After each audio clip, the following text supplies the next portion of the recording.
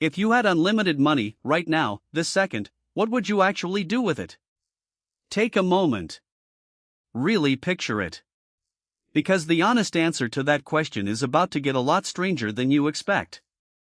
Welcome back. This channel exists to answer the questions you never think to ask about your own mind, your own history, and the forces quietly shaping how you feel every day.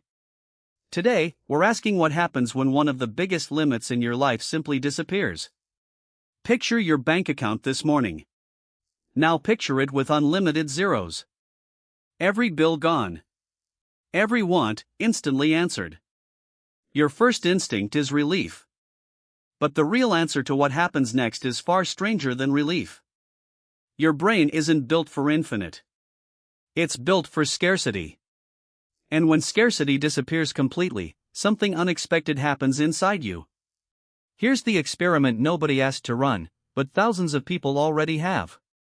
In 1978, a psychologist named Philip Brickman studied a group of people who had just won the lottery.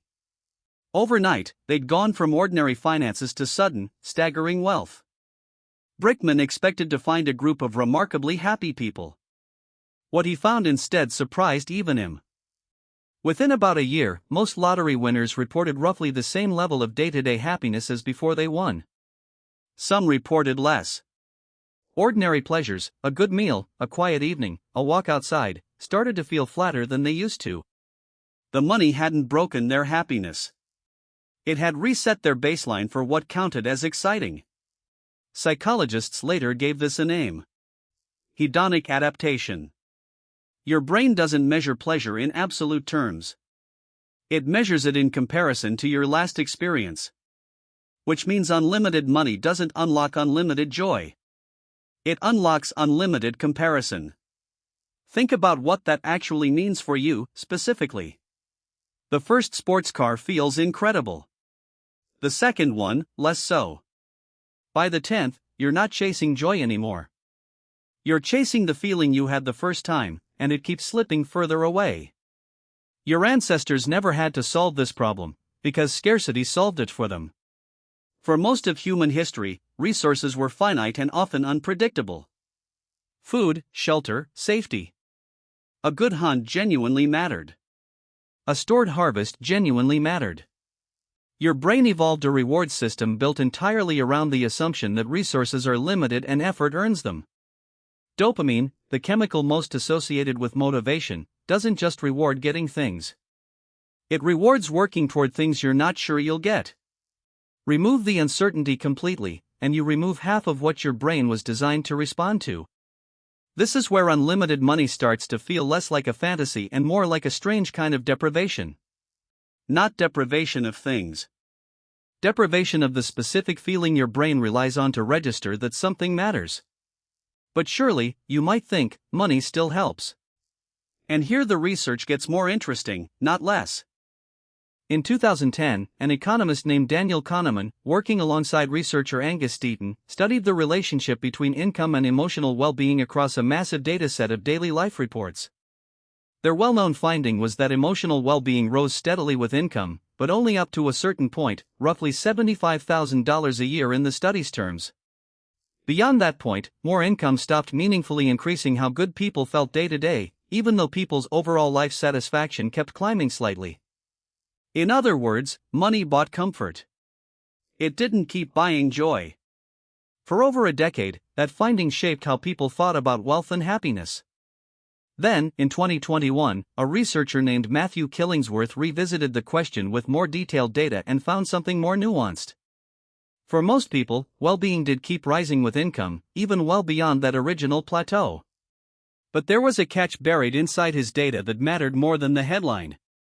For a meaningful subset of people, the wealthiest among them, well-being still flattened out. And notably, those whose happiness kept climbing tended to be the ones using their money in specific ways. Not accumulation for its own sake, but time freed up, relationships strengthened, experiences chosen deliberately. The money itself wasn't the variable that mattered most. What you did with it was. Now go back to your unlimited bank account. What exactly would you do with it? This is the part almost nobody prepares for.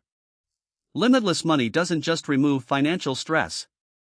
It removes an entire category of decisions that used to give your life structure. Should you buy this or save for that? Is this trip worth the cost? Is this job worth the trade-off? Every one of those questions, annoying as they can feel in the moment, is also a tiny piece of meaning-making. A way your brain sorts what actually matters to you from what doesn't. Remove the constraint, and you remove the sorting mechanism. Psychologists sometimes call this the paradox of choice. When every option is available and every option is affordable, the mind doesn't relax. It searches endlessly for the correct choice among infinite choices, and that search itself becomes exhausting in a way scarcity never was.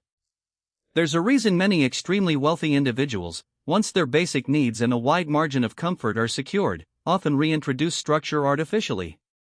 Strict daily routines. Self-imposed challenges. Physical training with real limits and real failure states. Not because they need the money those activities might generate. Because they need the constraint. The version of scarcity that makes effort mean something again. Your ancestors didn't need to manufacture this feeling. Their environment did it for them, constantly, without asking permission. Every day carried real stakes. Real uncertainty. Real reasons for the reward system in your brain to switch on. You, sitting comfortably today with real bills and real limits, are closer to that ancestral experience than you might realize. Your constraints, frustrating as they are quietly doing something for you. They're giving your brain something to work toward, which is the exact condition it evolved to find meaningful. This doesn't mean scarcity is good, or that struggling for money is somehow noble. Real financial hardship causes real, measurable suffering, and nobody benefits from pretending otherwise. But there's a difference between hardship and total absence of constraint, and it's in that gap where something strange lives. A version of ease so complete it starts to resemble emptiness. Unlimited money, it turns out, wouldn't just answer your problems. It would remove the framework your brain uses to know what a problem is, and by extension, what a solution feels like. So the next time you imagine your bank account with unlimited zeros, imagine what comes after the relief. The flattened joy. The endless comparison. The quiet, strange discomfort of a mind built for limits, suddenly handed none. And then look at the actual number in your account right now, with its actual, ordinary limits.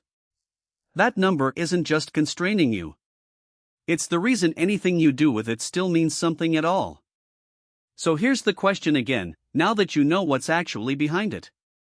If you had unlimited money, what would you really do with it?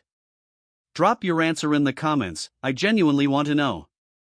If this reframed the way you think about money, hit like and subscribe for more.